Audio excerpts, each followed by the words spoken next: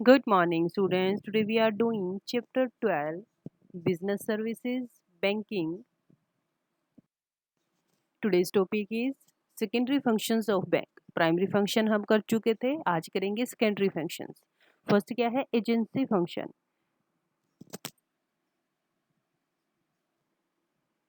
Agency functions कौन कौन से हैं? एजेंट के रूप में भी बैंक जो क्या है अपने कस्टमर के लिए काम करता है। फर्स्ट कौन सा है?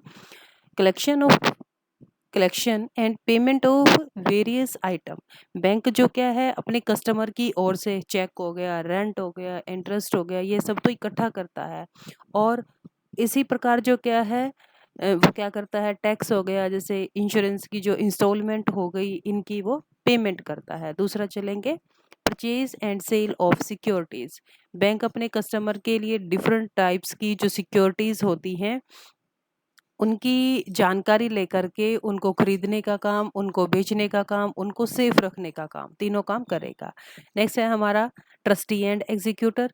बैंक अपने कस्टमर के ऑर्डर पर उनकी जो एसेट्स है उसका ट्रस्टी और उसकी मैनेजमेंट का काम भी करता है। नेक्स्ट है रेमिटिंग ऑफ मनी। बैंक एक जगह से दूसरी जगह पर जो पैसा है उसको भेजने का काम करता है, और ये काम जो क्या है बैंक ड्राफ्ट से किया जाता है। नेक्स्ट चलिएगा purchase and sale of foreign exchange. Bank foreign exchange को परचेज भी करता है और उसको सेल करके क्या करता है, इंटरनेशनल बिजनेस को बढ़ावा देता है, उसको मोटिवेट करता है कि ज़्यादा से ज़्यादा इंटरनेशनल बिजनेस हो। और ये जो काम है ज़्यादातर जो फॉरेन हमारे कमर्शियल बैंक्स हैं, जो पब्लिक सेक्टर के कमर्शियल बैंक्स हैं, उनकी ब्रांचेस से किया जाता है। नेक्स्ट है लेटर ऑफ रेफरेंस। बैंक अपने ग्राहकों की जो उनकी आर्थिक स्थिति है, जो उनकी इकोनॉमिक सिचुएशन है, यानी कि पैसा देने की जो पॉसिबिलिटी है, उसकी सूचना अपनी कंट्री में भी और फॉरेन में भी जो ट्रेडर हैं उनको देता है, जिससे जो क्या है जो देश जो हमारे कंट्री में और जो फॉरेन में जो ट्रेडर हैं वो उसकी जो इकोनॉमिक सिचुएशन है उसकी सूचना ग्राहकों को देते हैं कि इसकी सिचुएशन ये अच्छा है या फिर ये बुरा है। नेक्स्ट चलिएगा बैंक ड्राफ्ट। बैंक ड्राफ्ट एक फाइनेंशियल इंस्ट्रूमेंट है, जिसे आप वित्तीय पुर्जा भी बोल सकते हैं, जिसकी हेल्प से पैसा एक जगह से दूसरी जगह पर भेजा जा सकता है। और बैंक में जो हमारा पैसा डिपॉजिट है, कोई भी बैंक ड्राफ्ट को में जारी करवा सकता है बैंक ड्राफ्ट को दे करके।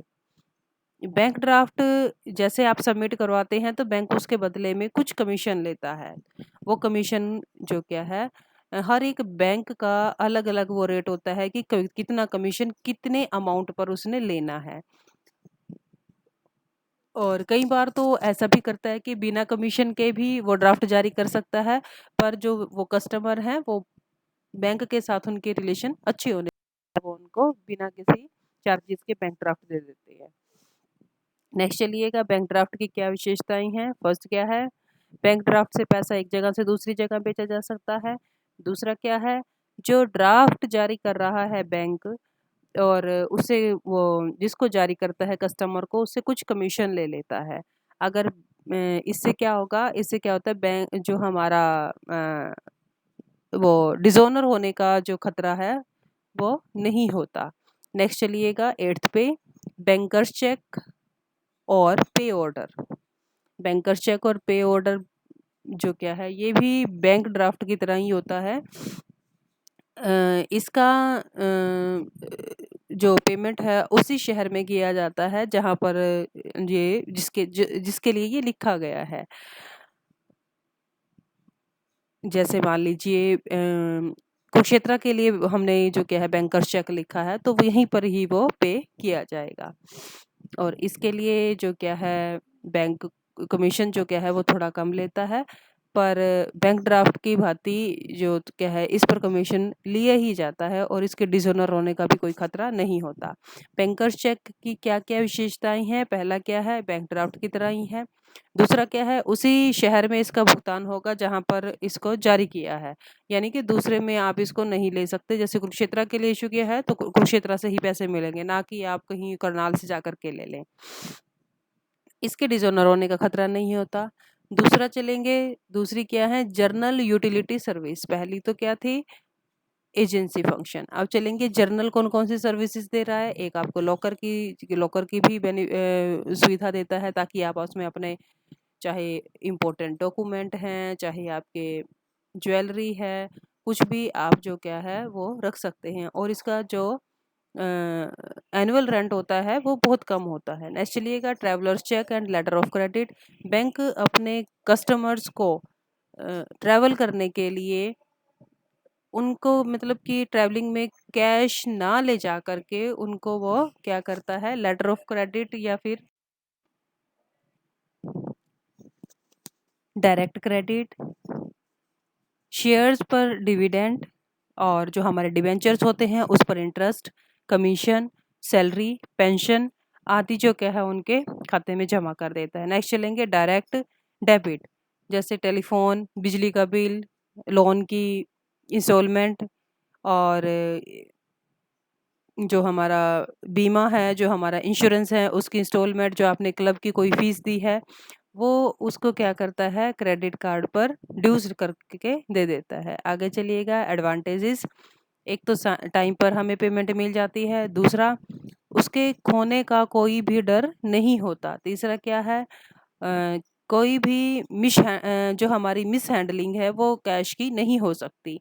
नेक्स्ट चलिएगा, एफर्ट्सलेस ट्रांजैक्शन है, इसमें आपको कोई भी एफर्ट करने की ज़रूरत नहीं है। नो एक्सपेंस ऑन कॉरस्पोंडेंस, आपको कॉरस्पोंडेंस यानी कि बाय आप क्या रजिस्ट्री या बाय स्पीड पोस्ट भेजने की कोई नीड नहीं है।